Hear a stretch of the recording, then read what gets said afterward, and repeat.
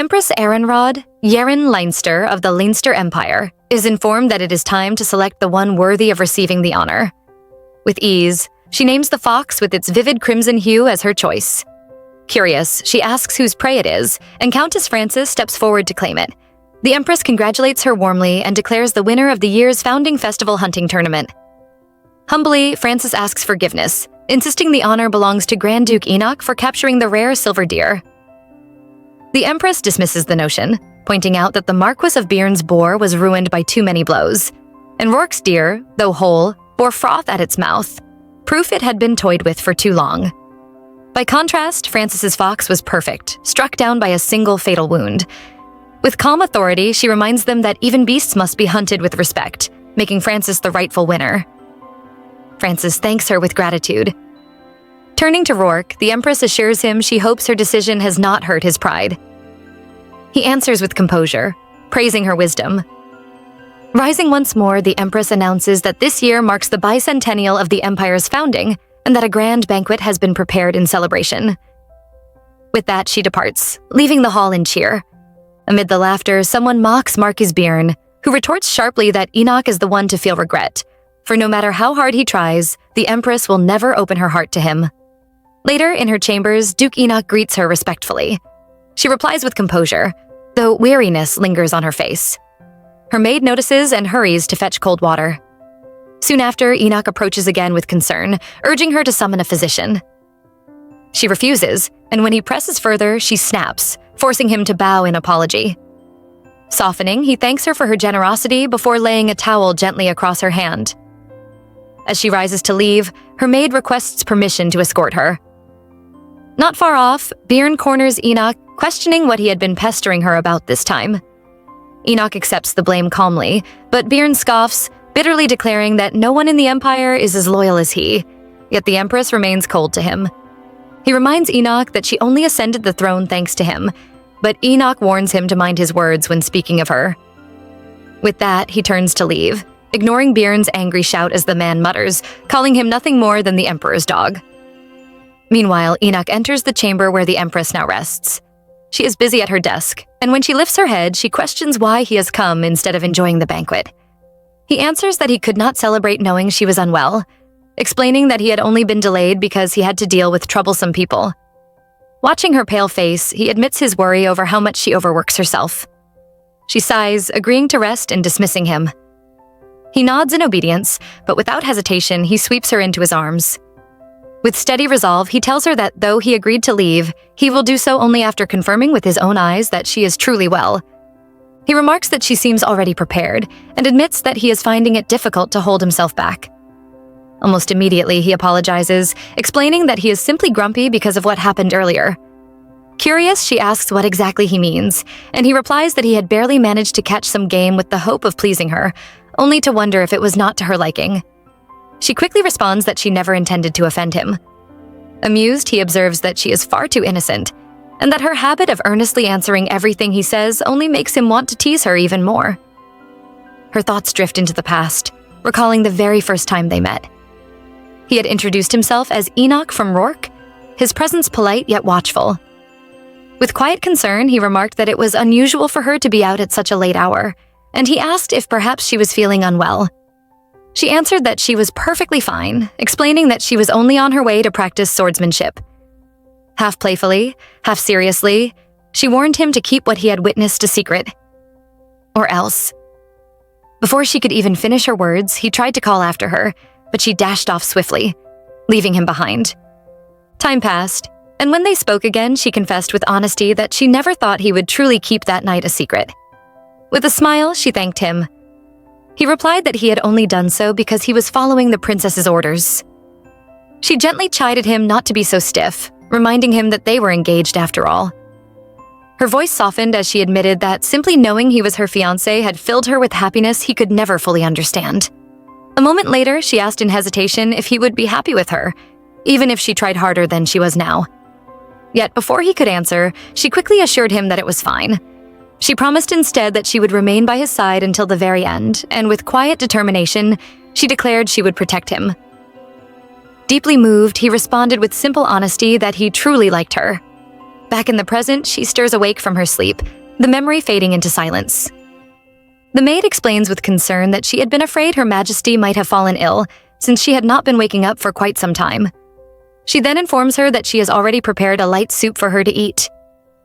Her Majesty responds that she is not hungry, but the maid continues, saying that the Grand Duke Enoch had been quite insistent that she should eat, and that he was worried she had overexerted herself.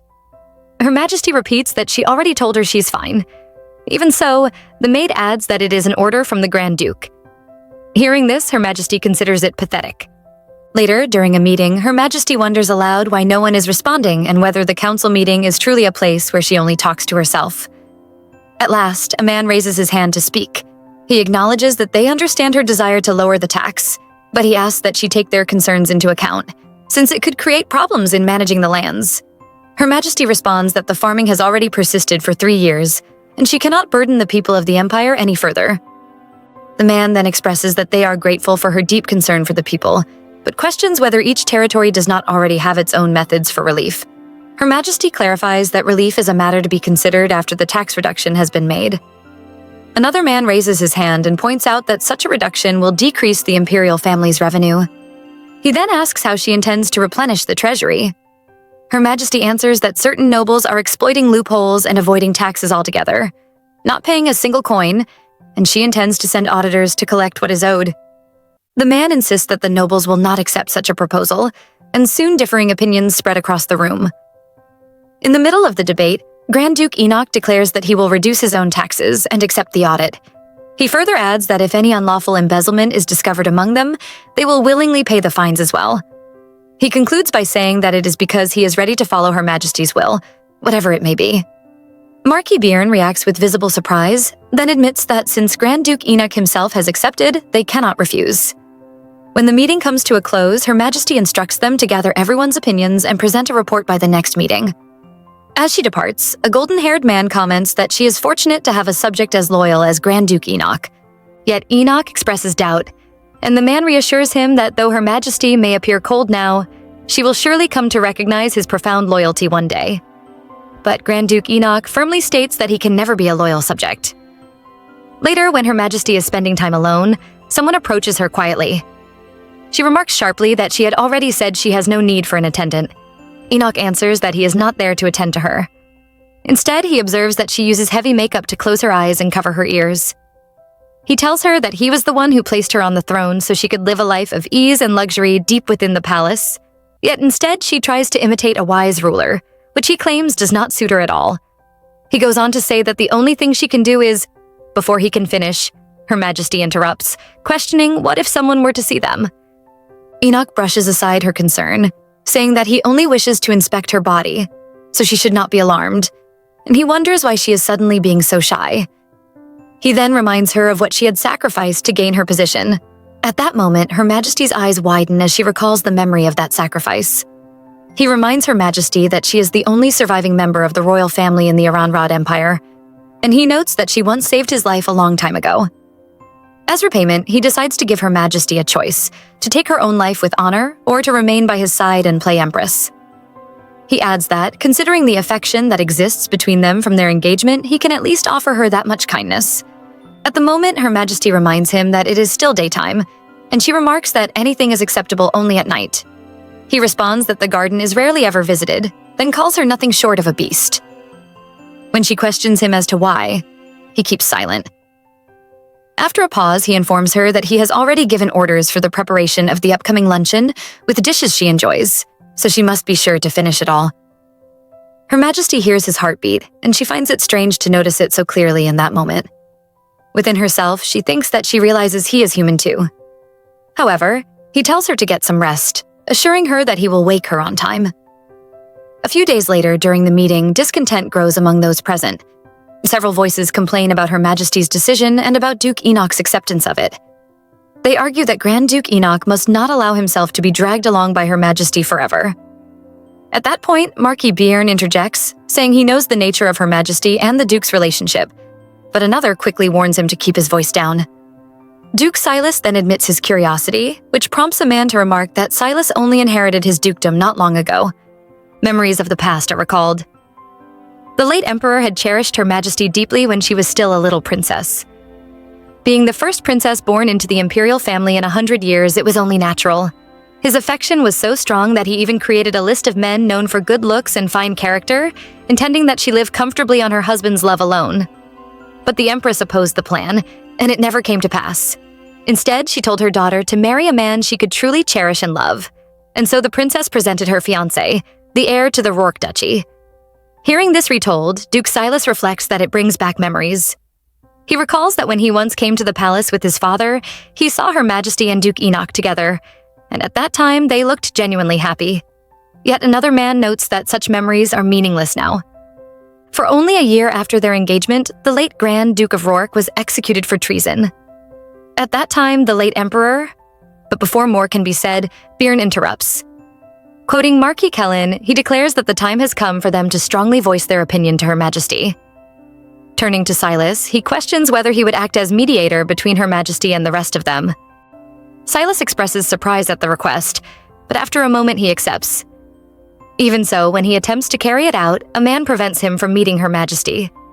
Silas insists that it is important and asks if even a brief meeting would be too much.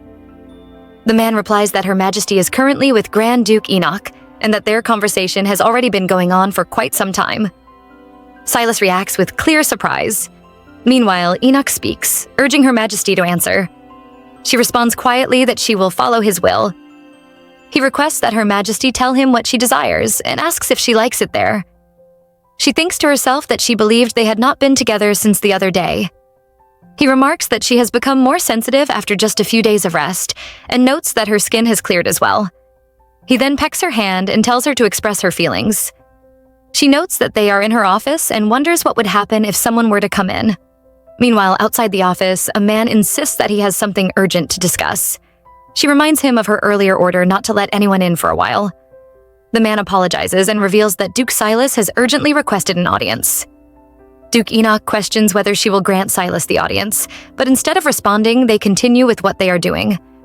Outside, the man is told not to come in.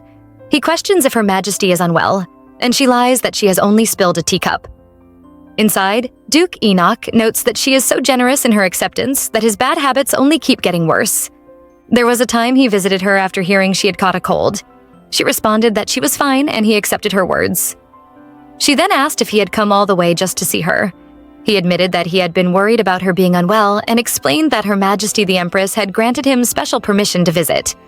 Earlier, Her Majesty the Empress had told him that though the engagement might feel like a burden, her daughter was raised with too much care and had grown somewhat immature.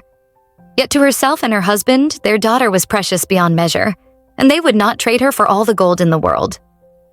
She asked that Duke Enoch treat her daughter kindly, and warned that she would never forgive anyone who hurt her daughter's heart. Her Majesty then considered it strange that Duke Enoch was being so kind. She thought he would be annoyed since she was always chasing him away, but he assured her that was not the case. She confessed that she liked him, saying she felt she could do anything as long as he continued to treat her with such kindness. But later, Duke Enoch was abandoned by the great house of Grand Duke Rourke. A man questioned whether he still did not understand why he was sent to such a battlefield. The man revealed that it was because Her Majesty the Princess had renounced her claim on him and sold him off, deciding that rather than a traitor like him, marrying the old Marquis Maxwell was a better choice. Hearing this, he was left in pain. He questions whether it would not be better to postpone granting an audience that day. He adds that if Duke Silas were to walk in and see them, he would know that even in the audience chamber, Her Majesty knows how to indulge herself. She pushes him away and demands to know if he thinks of her as a joke, but he replies that there is nothing in the world more important to him than herself. In frustration, she asks why he does not simply lock her away in a dungeon and torment her forever, or sell her to the lowest man alive and let him laugh at her, if mocking her is all he intends. But he insists that he is nothing more than her servant, someone she can use as she pleases, and therefore she has no reason to feel shame or cling to her pride. He urges her to ask for whatever she truly wants.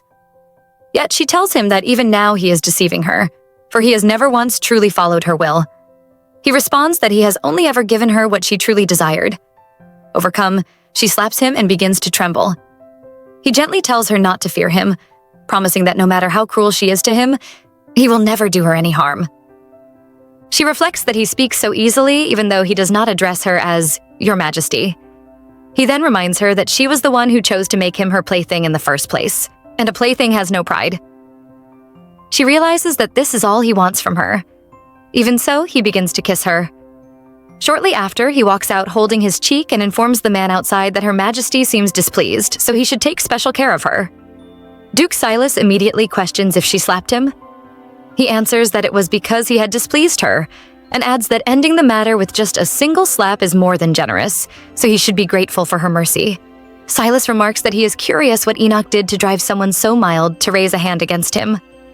Enoch only replies that it is something Silas could never imagine. Silas then admits to himself that he is beginning to regret requesting an audience, and he hopes that he will not end up provoking her anger as well. Enoch reassures him not to worry, for he alone is the only one who can truly anger her. Silas reflects that it is meaningless now. Only a year after their engagement, the late Grand Duke had been executed for treason. Enoch then asks what has brought Silas to the palace. Silas explains that it concerns the last council meeting. Enoch advises that if Silas does not mind, it would be better to tell him first, as Her Majesty is currently in a foul mood.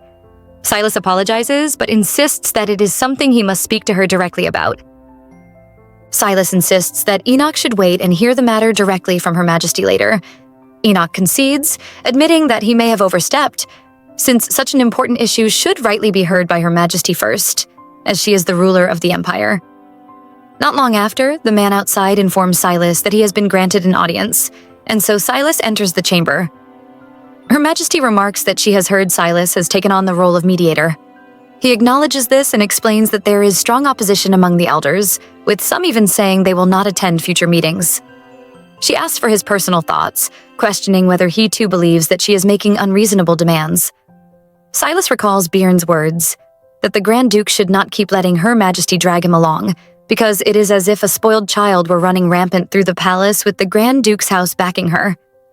He also remembers Bjorn's question about what Her Majesty must have used to pull the Grand Duke to her side. At the same time, Silas recalls Enoch's remark that he is the only one in the world who can anger Her Majesty. Looking closely, Silas observes her expression and wonders if she has been crying. When she notices his gaze, she sharply reminds him that he knows very well it is a crime to look directly at her face without permission. He apologizes at once, but she tells him she was not seeking an apology and instead asks what he thinks of the proposed inspection. Silas replies that many nobles consider tax evasion to be a long-standing tradition, which is the main reason for the strong backlash. Yet, he adds that he does not believe mediation is impossible. He intends to continue explaining, but she cuts him off, stating that she already understands. Later, back in his house, Silas reflects on their meeting. He notes to himself that Her Majesty seemed somewhat different from usual, and he wonders if it has something to do with the Grand Duke. He tries to connect various statements in his mind and begins to question what might have occurred between them before he stepped in, but he quickly restrains himself, knowing that prying into such matters could cost him his life. He concludes it is better to leave it alone. Even so, he cannot help but recall the moment after their exchange when she had been trembling. The image of her face during that instant lingers in his thoughts, and he realizes he will not be able to forget it for a very long time. Her Majesty sits quietly as she reads a letter from her longtime friend, Count Clyde. In his words, he expresses true joy at receiving her letter after such a long silence, and he mentions that the matter of taxes requires careful discussion. If she will set a date, he promises to travel to the capital to see her in person. As she sets the letter down, she feels a sense of relief. They have known each other since childhood, so she believes she should be able to persuade him without much difficulty. Her thoughts then turn to Duke Heston, who has been seeking a marriage match for his heir. She considers that if she can connect him with a suitable family, he would have little reason to refuse her request. Yet she admits to herself that the true problem lies with Marquis Bjorn. He is hot-tempered, holds deep resentment toward her, and she cannot think of any means by which to win him over. With this in mind, she realizes that the outcome of the tax reduction issue is still uncertain, and she laments that she has no one else she can wholly rely on for support. Turning to the maid beside her, she asks whether those are all the correspondences received that day. The maid confirms, and Her Majesty instructs that she would like to bathe. The maid immediately responds that she will prepare hot water, and Her Majesty firmly orders that no attendants be allowed in. Later, while in the bath, she dozes off. In her drowsiness, she hears the voice of Duke Enoch, reminding her of what she once gave him so that she could rise to her current position. Her eyes snap open, and she finds him standing there. Surprised, she asks how long he has been present. He replies that it has not been long, then notes how startled she seems before asking if she has been plotting anything in his absence.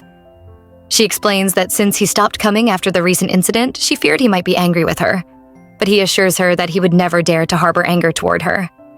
Instead, he explains that he had gone to the Bjorn Marquisate, where he issued a sharp warning to Marquis Bjorn, suspecting that the man might have grown unsettled by the recent tax debate. After this, he tells her to rest early that night. He lifts her gently, carries her to the bed, and sets her down before saying he will add more firewood to warm the chamber. She thinks to herself that the moment feels strange, almost as if time has turned back to the past. While tending the fire, Enoch notices the letter on the table and picks it up. He remarks that much seems to have happened while he was away, then questions what she has been discussing with Count Clyde. She answers that Clyde wrote he would soon be visiting the palace. Without hesitation, Enoch apologizes, then thrusts the letter into the fire, stating firmly that such a visit will not happen. Her Majesty rises to her feet at once. Duke Enoch notices her sudden movement and questions what is wrong. She informs him that Count Clyde is a powerful high noble, and if she fails to persuade him, she will have no way of stopping those who oppose her will. He presses further, asking how exactly she intends to persuade the Count on matters concerning the border. She responds that Clyde is naturally a kind man, and if she explains things to him properly, she is sure he will understand. Yet, in that moment, she recalls Enoch's earlier words, that she would not even want to meet Clyde if only she knew the way the Count looks at her. Confused, she questions what he means, but he only remarks that if she wishes to sway the hearts of the high nobles, she would be better off asking him. He adds that he is always willing to play along with her act of being a virtuous ruler whenever she wishes, and those words leave her feeling quietly saddened. The day soon marks her first anniversary of ascension. At the celebration, nobles step forward one after another to congratulate Her Majesty. She thanks them for their presence and their greetings, but tells them that is enough and urges them to go and enjoy themselves. Yet Grand Duke Enoch observes that the reason people continue to gather around her is because she has not taken to the floor. He explains that she must begin the first dance, for only then will others follow. She questions the point of it, seeing little meaning in the custom. Enoch recalls that in the past, she used to beg the late emperor to let her attend banquets, even changing dresses several times, as she seemed to delight in the festivities. She responds simply that those times were different. Not long after, Duke Silas steps forward to greet Her Majesty. He remarks upon the presence of the Grand Duke by her side, and she acknowledges him by name. Enoch notes his attendance as well, to which Silas affirms, explaining that the banquet commemorates the first year of Her Majesty's reign. He bows deeply and expresses his desire to personally offer his congratulations. She thanks him, and he adds that merely being invited is already a great honor, before saying he will take his leave. Her Majesty stops him. She reflects inwardly that Silas had stepped into the role of mediator during the tax dispute. In the end, it was Enoch who handled the opposition, but Silas had no obligation to take on such a burden, and yet he did. She decides that this moment could serve as a good chance to show her gratitude. So, instead of letting him depart, she asks whether Duke Silas knows that the banquet cannot truly begin until the Empress begins the first dance. Then she declares that, so the guests may enjoy themselves freely, she would like him to share that first dance with her. Surprise immediately crosses Enoch's face, and Silas too is caught off guard. She questions Silas directly on what he thinks. After a pause, he accepts. Enoch calls to her, but she reassures him that he need not worry, for she will indeed take to the floor, just as he wished. They begin their dance, and after a while she lets out a sigh. He immediately asks if she is all right, and offers to hold her so they can move more slowly. She apologizes, admitting that it has been a long time since she last danced like this. He observes that she must still be nervous, and though she finds it embarrassing, she admits that he is right. She notes that popular dances have changed quite a lot recently, and hopes he overlooks it if she makes a mistake. He then offers to teach her a few steps. When she questions how, he demonstrates, explaining that the best way is for her to try them herself. She complains that it feels too fast, but he asks if that does not make it more fun. She agrees, and just then, she sees Grand Duke Enoch approaching them across the floor. His eyes are shadowed with memory, and he asks if Her Majesty has forgotten the crime that His Majesty bears. Years earlier, in the Leinster Empire, Her Majesty had been present at her debutante ball. Overjoyed, she rushed to embrace her parents, declaring that she was simply too happy, especially as they were hosting the ball in her honor, which she believed would be the happiest day of her life. The Emperor remarked that she seemed to be growing faster than her brothers. At that moment, Enoch approached, offering greetings to the Emperor and Empress. Her father thanked him for attending and entrusted him with the princess as he and her mother stepped away. He reminded her that the star of the ball was expected to open with the first dance. Soon, she and Enoch began to dance together. She leaned closer, confiding that she had hidden countless jewels under her gown. When Enoch questioned whether it was wise to share such a secret, she affirmed it and admitted she had prepared it all to look beautiful for him. Meanwhile, someone leaned in to whisper something urgent to the Emperor. A guard quickly called Enoch forward and declared that he was under arrest for treason. Shocked, he protested, insisting that the accusation was absurd and that it was a setup. As guards seized him, the princess screamed, begging them to stop, but they dragged him away. The Emperor ordered his daughter taken back to her chamber. As Enoch was let out, he tried to reassure her, promising that nothing would happen. Yet those words would become the very first lie he ever told. Her Majesty recalls the accusation made against Enoch, yet she insists inwardly that it is impossible for him to be a traitor. A maid enters and informs her that her father has already ruled on all charges, declaring that the Rourke ducal house will not escape execution for treason. The maid explains that the Grand Duke and his wife were executed the previous day, and that the young Lord Enoch is scheduled for execution 1 week later. Overcome, she collapses to the floor, and the maids panic as they urge her to wake up. She awakens to the sound of someone addressing her as Your Highness. Turning, she sees Enoch and asks if it is truly him.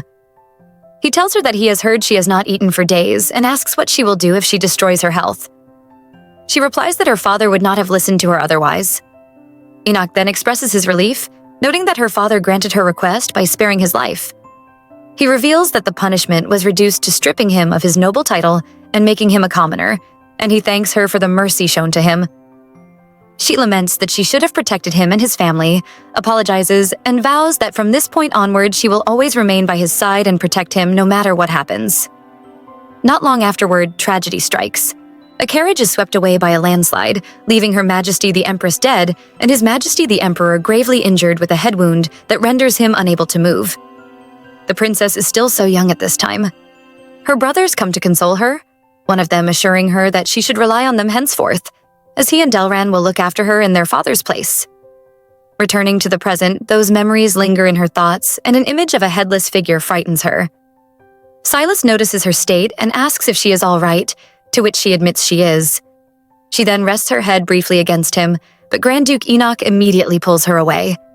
He remarks that Her Majesty appears fatigued and instructs her to lean on him as he guides her back to her seat. Once seated, Duke Heston comments that it has been a long time since he last saw her dance, adding that her skill has not diminished at all. He praises Duke Silas as well, observing that from afar it was clear how well the two of them matched on the floor.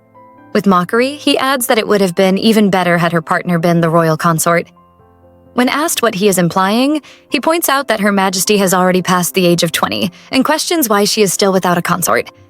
She answers that she has no intention of marrying. Heston presses further, stating that securing an heir is her foremost duty. Grand Duke Enoch interjects, remarking that surely she has no such thoughts. Duke Heston then asks if the succession question can truly be ignored forever, suggesting that if the Grand Duke truly cares for her, he must acknowledge the issue. Meanwhile, Her Majesty thinks to herself that it has already been a month since her last monthly cycle, and she wonders how she could ever speak of such a matter, especially when she knows she cannot have an heir under such circumstances. In the midst of this, Enoch poses his own question, asking why loyalty to Her Majesty must be measured only by securing a consort. Duke Heston demands to know what he means. Enoch replies by reminding them that Her Majesty is not a man, but a woman, and even without a consort, she is fully capable of producing an heir. His words strike her deeply. Duke Heston questions if Grand Duke Enoch is suggesting that an illegitimate child be placed on the throne, wondering how he could disregard 600 years of imperial legitimacy. He adds that such words make him suspect Enoch of having other motives. Enoch responds that the father's status has always been irrelevant, and he asks what heir could possibly hold greater legitimacy than one born from the Empress's own body. Heston admits that may be true, then turns to the young lord standing behind him, introducing his son to Enoch. Enoch remarks that he understands Heston's desperation to make his son the imperial consort, and questions if he truly intends to use his own child like a breeding stallion. The provocation unsettles Heston, and as Enoch continues, Her Majesty intervenes. She explains that she has only just ascended the throne, and even handling state affairs alone is already overwhelming.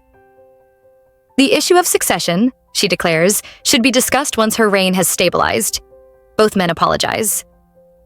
Heston insists that he harbors no ulterior motives, and she responds that she knows this.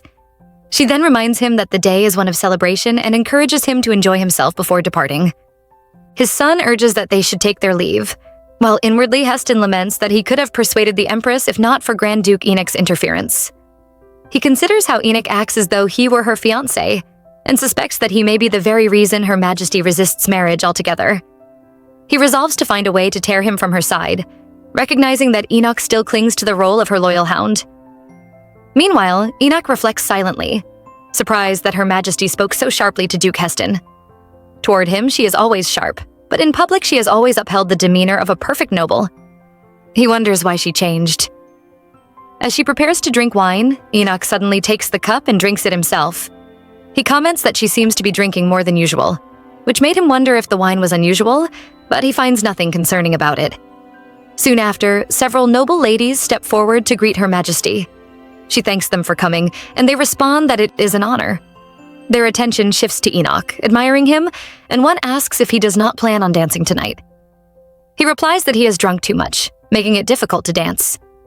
When one observes that he does not seem drunk, he explains that he cannot show any sign of drunkenness before the Empress. He adds that if another opportunity arises, he will be the first to ask her for a dance. Afterward, Enoch notes that Her Majesty does not seem well and asks if something happened. She admits that she dislikes seeing him talk to those young women, reminding him that he smiled at them earlier. He explains that it was only a brief greeting. She repeats that she does not like it and asks if he knows the kinds of things they say behind her back. Inwardly, she recalls their words, that her engagement will soon be broken, that someone as fragile as she is has no place in the rare and powerful Rourke Duchy. She tells him aloud that their engagement was forced through her own whim.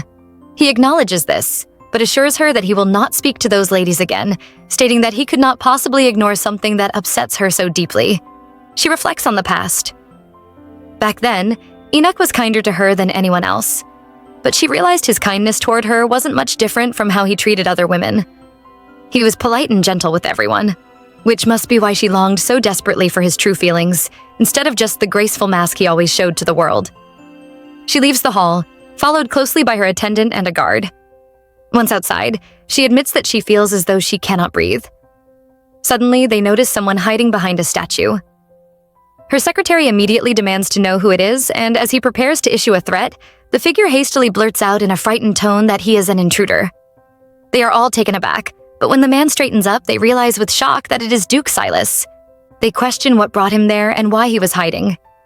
Duke Silas quickly explains that he was not hiding at all, but had only stepped out to get some fresh air when he noticed a flower he had never seen before. Though their expressions show doubt, he continues, saying he simply wanted a closer look and ended up sitting near the garden for a while. The Empress observes with a faint smile that he does have a delicate side after all. He admits, almost embarrassed, that her words make him feel awkward, but she lightly counters that if anyone should feel ashamed, it should be the one making such a remark. When he asks what she means, she recalls that she showed him a shameful side of herself earlier, and feels as though she may have put him in an uncomfortable position. He assures her it was not so, that if anything, he worried about being the rude one. She disagrees, insisting he was not rude, and thanks him instead, confessing that she truly enjoyed herself for the first time in a long while. Her gratitude is sincere, and he can see that she means it. The Empress then shifts the conversation, bringing up the matter of the tax bill. She acknowledges how hard he worked to mediate until the final meeting, adding that handling the nobles must have been no easy task, especially since the audit has placed extra fines upon him personally. He brushes off the praise, claiming he did nothing deserving thanks and reminding her that in the end, it was she and Grand Duke Enoch who broke the Marquis's will. She admits that she would never have had the courage to stand against them without his support. At this, he quietly observes that there are times it feels as if she deliberately chooses the more difficult path. She questions who would willingly do such a thing, and replies that in truth, she simply has no easy options. He suggests that refusing to choose at all is still an option, but she dismisses that as nothing more than turning a blind eye. Being wary of the nobles, she explains, does not give her the right to ignore the Empire's people. Even if she stood aside, the nobles would bleed the citizens dry without hesitation. She concedes that she may be an incompetent empress, but that does not mean she has forgotten her duty. Though she insists she is merely stating the obvious and tells him to forget her words, her honesty lingers. Silas regards her thoughtfully and remarks that had she not been empress, she might have become a revolutionary. She finds the idea amusing, saying that the leap from empress to revolutionary is a far stretch, and that if someone like her began one, it would collapse quickly. He replies that such a thought does sound very much like her. Then, in a rare gesture, he draws her closer and tells her that even if the revolution failed, she would still be someone who inspires the courageous. She murmurs that perhaps she should have been that instead. He counters that she already has the Grand Duke working as though he were her own hands and feet, and as long as his loyalty remains, there is nothing she cannot achieve. She points out that his authority, however, is not the same as hers. Silas tilts his head and quietly asks if the Grand Duke makes her uneasy. She brushes the question aside, claiming she will pretend she did not hear it, and brings their conversation to a close. With a calm smile, she tells him the evening was enjoyable and thanks him once again before turning to walk away. Her attendant steps forward, suggesting that they return to the banquet hall, but she asks instead that they take a little walk. As they move along, they come across some revelers making merry.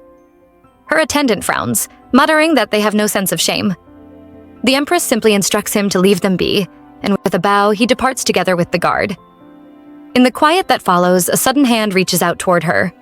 Her Majesty is startled when a hand suddenly reaches for her, and upon turning, she realizes it is none other than Grand Duke Enoch.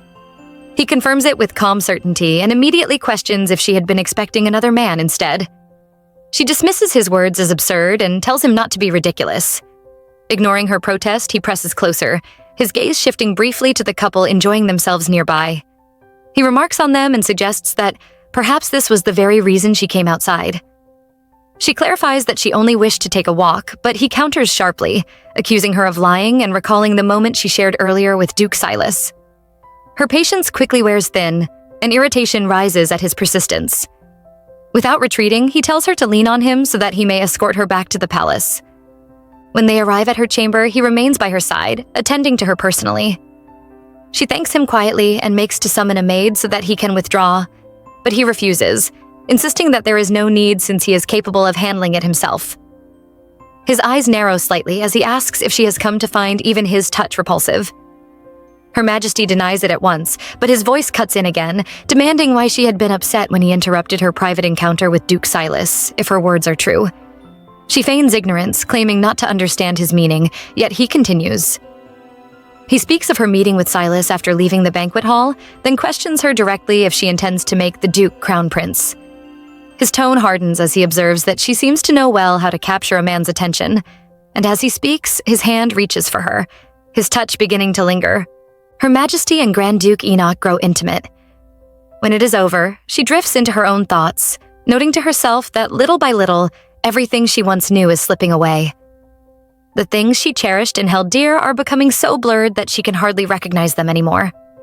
In those moments, she often chooses to escape into her dreams, clinging to the faint hope that within them, the people she loves might remain eternal. As her consciousness drifts, she hears her name being called, and in a faint murmur, she whispers, "Father." At her side, Enoch sits silently, watching over her. She storms past the guards and pushes her way into her father's chamber. With tears brimming, she accuses him of throwing away her wooden sword. He asks in surprise if she truly had such an item, but she insists he should not pretend otherwise, claiming she knows he took it from her room. She reminds him of his promise, that he would teach her swordsmanship on her birthday using that very sword. But when her body weakened, he changed his mind and forbade her from pursuing it. She demands to know why she alone is not allowed to learn when all her brothers are trained to wield the blade. Her voice breaks as she begins to cry, confessing that she feels like the most useless one in the entire palace. Her father steps closer and gently asks if she really believes anyone else can control the emperor the way she can. She replies that it is only because of his love for her, and she questions what other value she possesses apart from being loved. He explains patiently that he is holding her back because the path of the sword comes with responsibilities she is not ready to bear. At the moment, she is too weak and fragile. He tells her she carries no duties for now, and all he wishes is for her to enjoy her days and live happily. Yet he admits that if the day comes when she must take on the burden of being Empress, then he will acknowledge that he was wrong. But heaven turns to hell in an instant. That day does arrive, and she does become the Empress. In the end, her father is no longer in this world to admit his mistake. She wakes abruptly from the memory. At her side, Enoch asks if she feels thirsty, noting that he brought her water. She accepts with gratitude. He then questions if she plans to watch the play that evening. She confesses she does not even know what the story is about.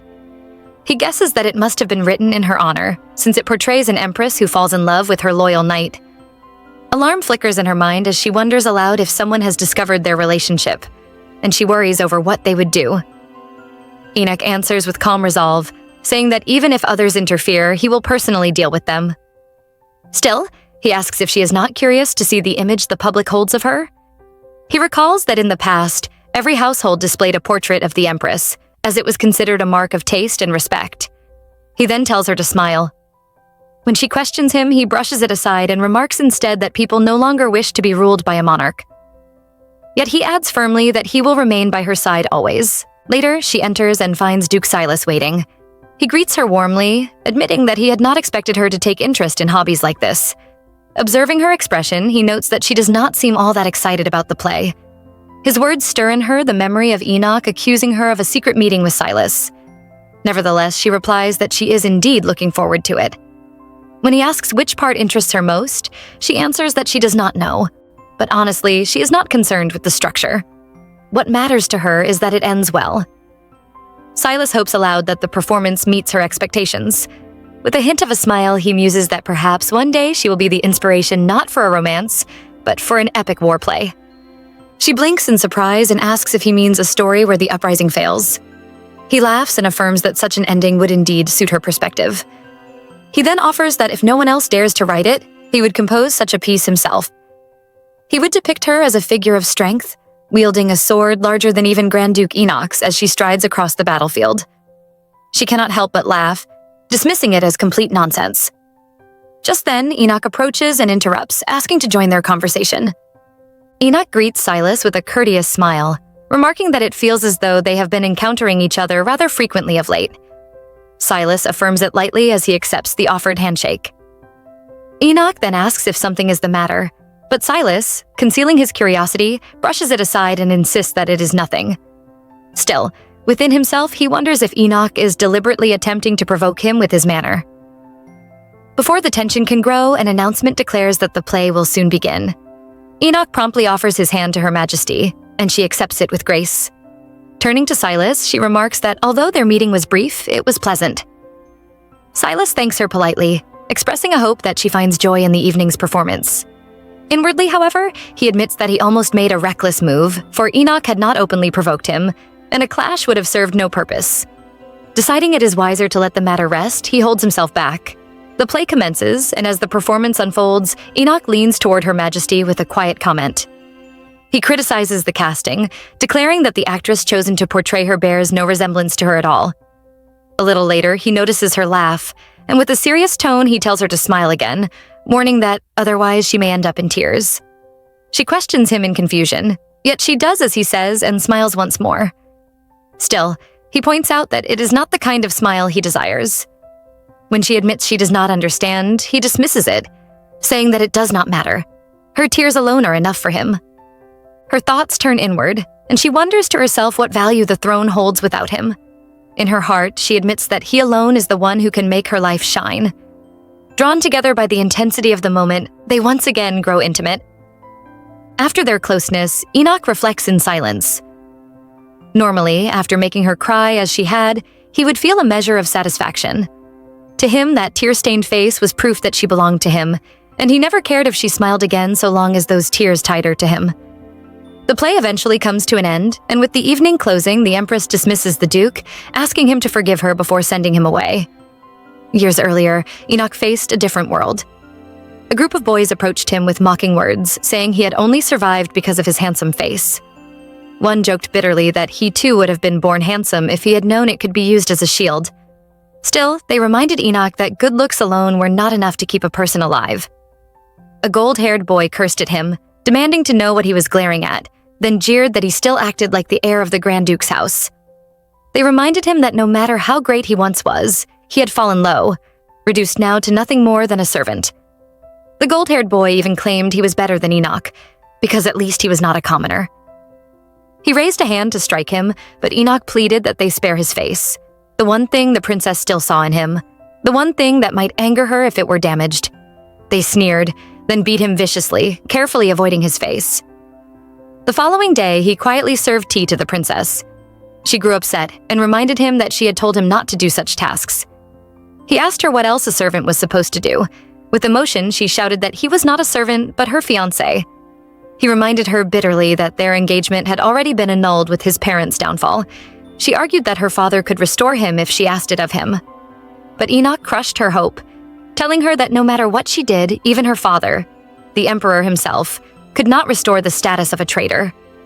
He warned her that if her requests ever went too far, her father would not hesitate to reduce him to a slave.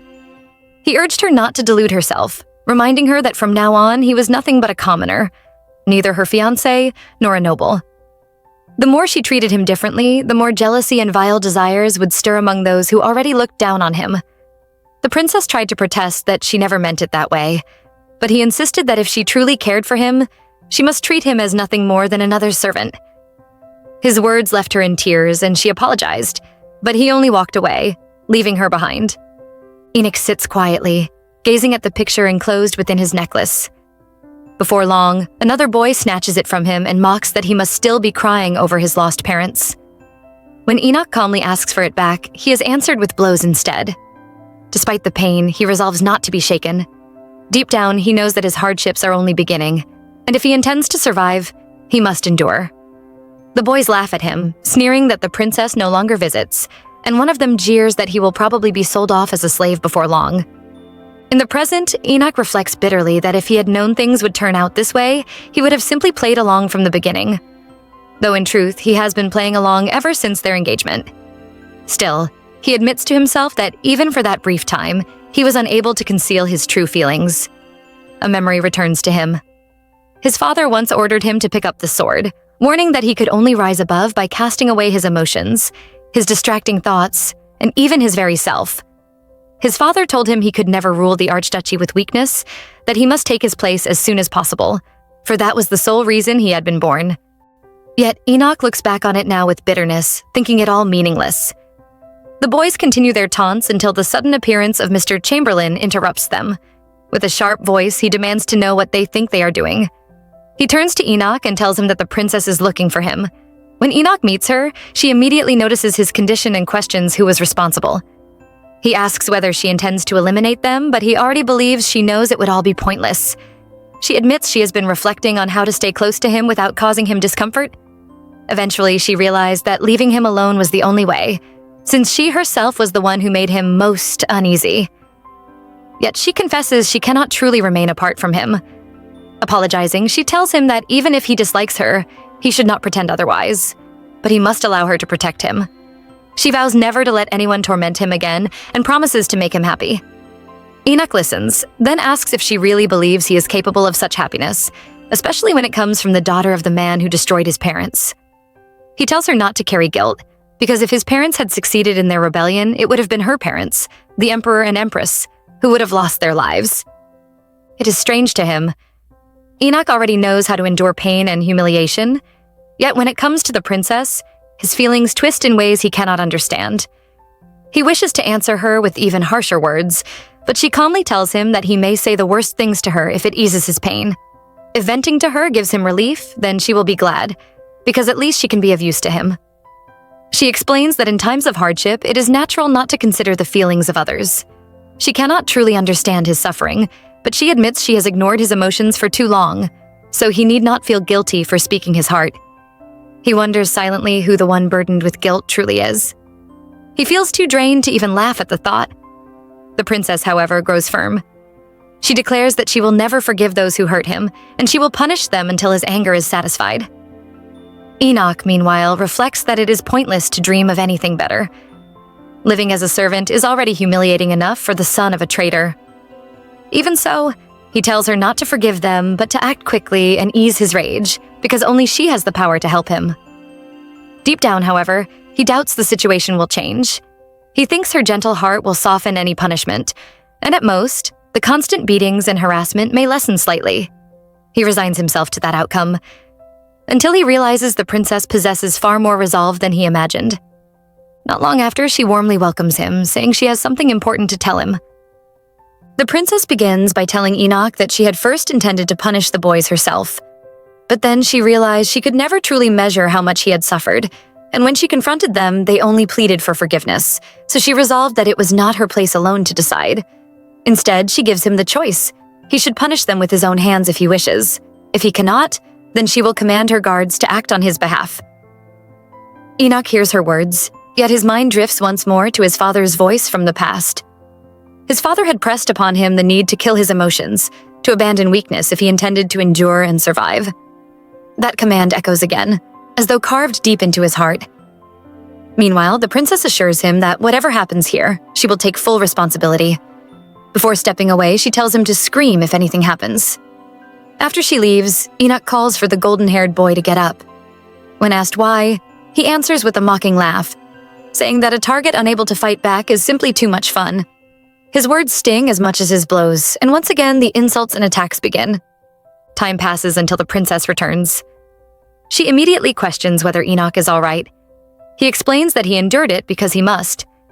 If he cannot withstand something like this, then he would never survive in this place. Tears gather in her eyes as she tells him it is enough, that he does not need to bear it alone. She reminds him that she will remain at his side until the very end, and with emotion, she pulls him into an embrace. Later, in his dreams, Enoch sees his parents. They look upon him with disappointment, and he pleads with them not to leave. He promises he will try harder, his tears falling as he begs for their presence. In the midst of his grief, the princess's words echo through the dream. When he wakes, he wonders why such a dream came to him now. The princess soon enters his room. Enoch questions what brought her there, and she answers simply, that he had said he was in pain. She asks if anyone has been tormenting him as before. He admits that no one dares pick fights with him anymore. Yet inwardly, he acknowledges that this is only because of her intervention. He reminds himself not to forget his reality. He is nothing more than a toy given to the princess by the emperor. For now, he is left alive because of his youth and because he has not caused serious trouble. But the moment he does, the emperor will eliminate him without hesitation. The princess sets something down and tells him she brought food. She confesses that she only intended to peek inside, leave the basket, and go. But then she heard the sound of him sniffling. At that, Enoch feels a pang of shame for showing such a weak side. Yet she reassures him not to feel burdened, promising she will just watch him eat and then leave. Though reluctant, he accepts and notes that it is already late. She replies that she must return with the empty basket and dishes anyway, so there is no harm. As he eats, she quietly observes how hungry he must have been, given the speed with which he consumes the food. Afterwards, she gives him his medicine and then something else, an act that makes her smile, as it reminds her of the times he once watched over her in the past. Enoch, however, feels unsettled. To him, it is no way to treat a grown man. He thanks her, but firmly tells her never to do that again. She looks at him curiously and asks if he is worried about someone discovering them together. She assures him she came secretly and will never tell anyone. But he responds that such discovery is not his greatest concern. Instead, he warns her. If he had chosen to do something to her, what then? She looks startled, and he explains that she must be careful. There are men in this world desperate enough to seduce a princess of marriageable age, and she cannot be too trusting.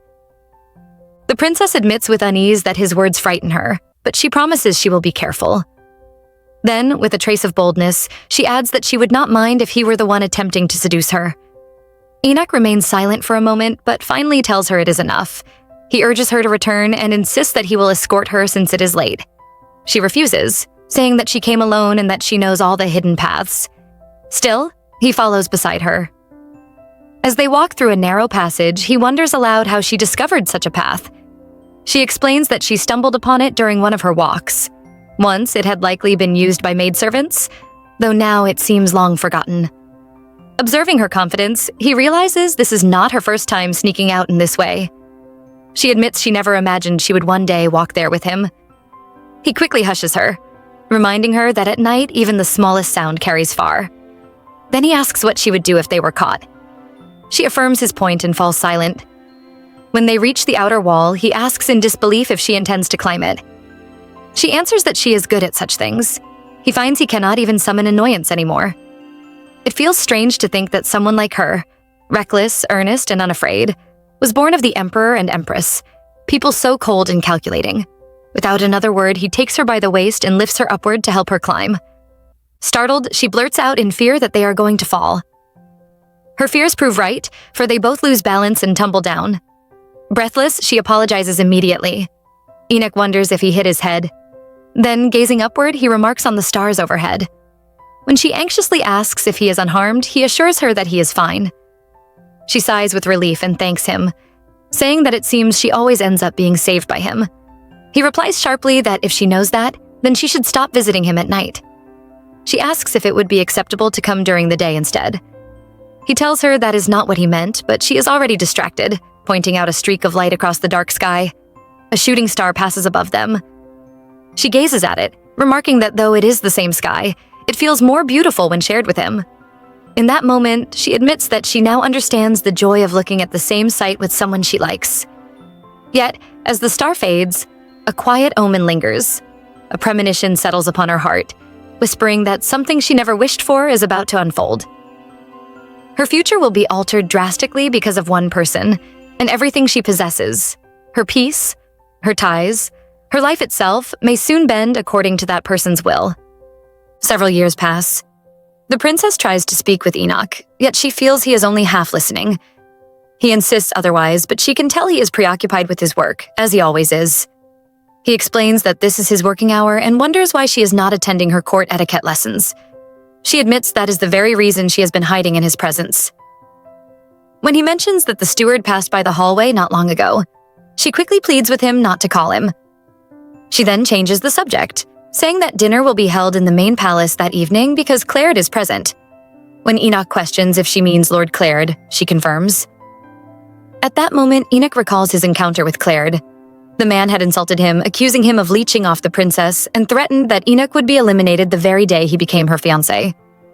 From that moment onward, Claird regarded Enoch as a thorn in his side. His fury only deepened when the princess moved Enoch into her own quarters within the palace. To Claird, it was infuriating that she worried so deeply over a mere servant. Yet year after year, she clothed him, fed him, sheltered him, and never seemed to tire of his presence. Later, outside the library, the princess notices that Enoch seems troubled. When she asks about it, he denies anything is wrong. She silently concludes he is lying again. Inside, he reflects that showing her his true self would only shock her and bring her to tears. Better to endure a few blows than watch her break down pathetically. In his eyes, she remains innocent, fragile, and naive. Her devotion, though warm, is also dangerous. It cuts both ways. The emperor could not endure the sight of his marriageable daughter clinging day and night to a servant. From the beginning, the relationship carried a clear expiration date. But the princess, blind to that truth, continued to throw herself wholeheartedly into her feelings. She remained unaware that Enoch waited patiently, like a vulture, biding his time until the day he would betray her and rip everything apart. She tells him that if he does not feel like speaking, then he should not force himself, because she believes that someday he will reveal what weighs on his mind, and when that day comes, she will stand firmly at his side. Enoch silently dismisses such words as nonsense. In his thoughts, trusting her is something he will never do. Instead, he suggests she not meet with Lord Claird and proposes that he keep her company throughout the day. He adds that she may refuse if she wishes. Surprised, she asks why he suddenly insists on this, and he admits that with her birthday drawing near, he has no proper gift to present. She embraces him warmly, assuring him that his remembrance of the day is gift enough.